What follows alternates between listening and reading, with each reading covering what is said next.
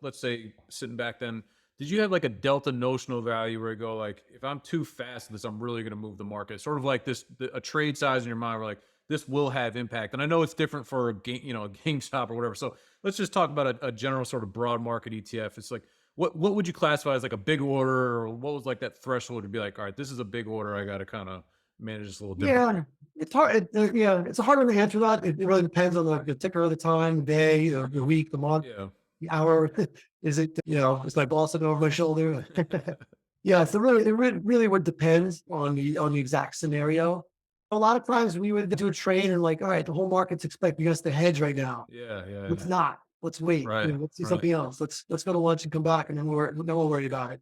Because look, you're in a position, you're in a risk taking position, and you have to quantify that risk. And if you're always just being a robot and selling your calls and buying your hedge Yeah.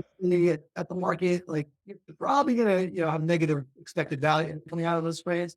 But if you might use an algo now, you might use some different kind of like if I was to buy S&P Delta, let's say I had $1 billion of Delta to buy in a trade, I might split it up across E-minis, SPY, cash, maybe even some NASDAQ futures, maybe some other, you can kind of widen up the liquidity access, if you will.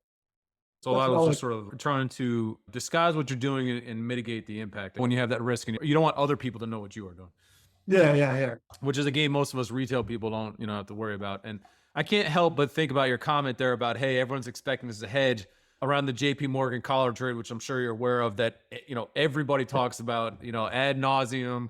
The whole world knows it's on the front page of the Wall Street Journal. And so the games that they must play, knowing that everyone's expecting exactly, these things to happen.